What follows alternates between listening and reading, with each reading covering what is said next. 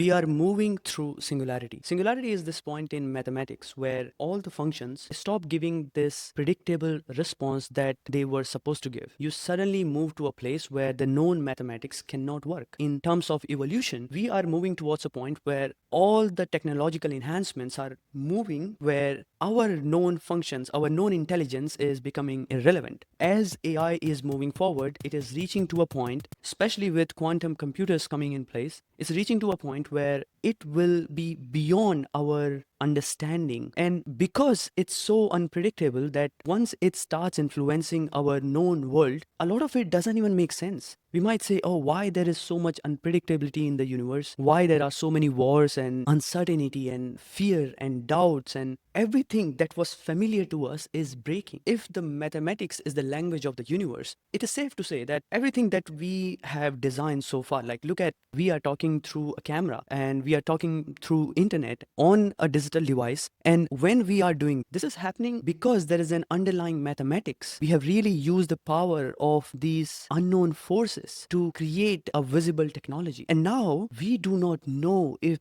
everything that we see existing with our current models might stay or not. And this is why there is so much uncertainty and there is so much this chaos happening in the world. And on another dimension, if you carefully look, this is also taking us closer towards spirituality and moving away from the basic understanding of how human motivations work. A lot of people believe that after AI and robotics, all the basic necessities of humans will be fulfilled for at least for majority of the people. Need for safety, food, sex, home, all these basic primal activities that give us motivation to live on this earth. And when all of these needs are met, there are two types of people who are discussing about this. So one type of people think that just because all these needs are met, people will move towards upper layers of the triangle, which is they will be discovering more about themselves. So spirituality, and they will ask the question of who they really are. And that's how we are going to grow into our new consciousness. And there will be a new consciousness that will be rising. But also there is a conflict with this theory. So there was an experiment that was run in 1968, and that was done on a colony of rats. So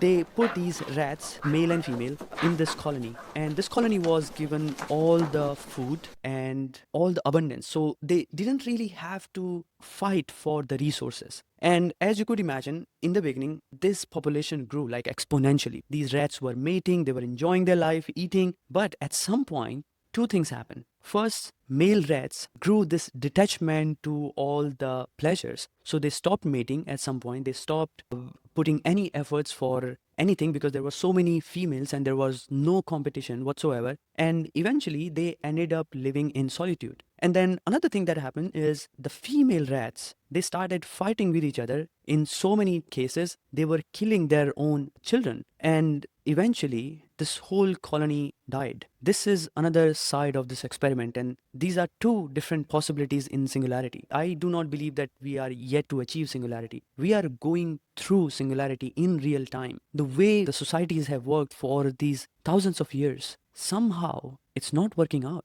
Somehow we are questioning everything that we have created so far. And this is happening because we are getting introduced to a new way of evolution. The next species that is going to survive is not based on the strength and adaptability. It is probably based on the intelligence. Because in the end, we as humans were able to create all these incredible things we experience and this incredible world we live in. This is because of the language and communication and our ability to create fictions. Because fiction we turn into reality. But now with AI, being able to create fiction and create the synthetic data and information and slowly taking this invisible information, knowledge, and manifesting it into a real world, we are moving towards a point where we are no longer limited by human limitations. AI is moving towards a point where it can create things way beyond human capabilities. Now, the question is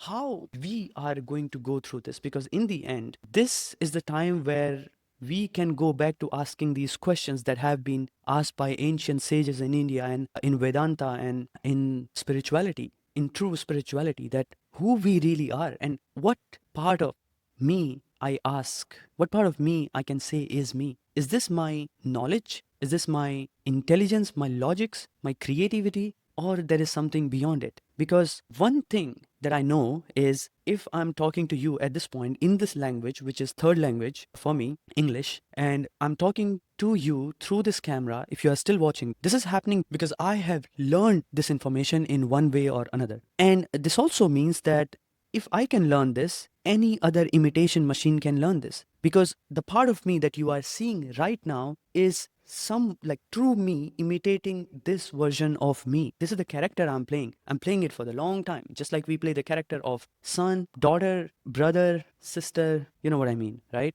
If you go to a job, you play the character of an employee, of a software engineer or a doctor. All these are skills that you have learned over time. But is this really what makes you you? And it's such an incredible question to ask, isn't it? Because if you will not ask this question right now, then it will probably be too late. Because this imitation machine, AI, the power of AI is not just limited to it predicting the next word or predicting the next course of action. It also can influence how you are going to behave. Because for the first time in history, there is something outside of humans is capable of creating stories and fictions and capable to take actions to manifest that fiction into reality. The question is that are you going to ask this sooner or not? The question is, when are you going to ask this question? Does it resonate with your own contemplation and your own thought discovery? Let me know in the comment box.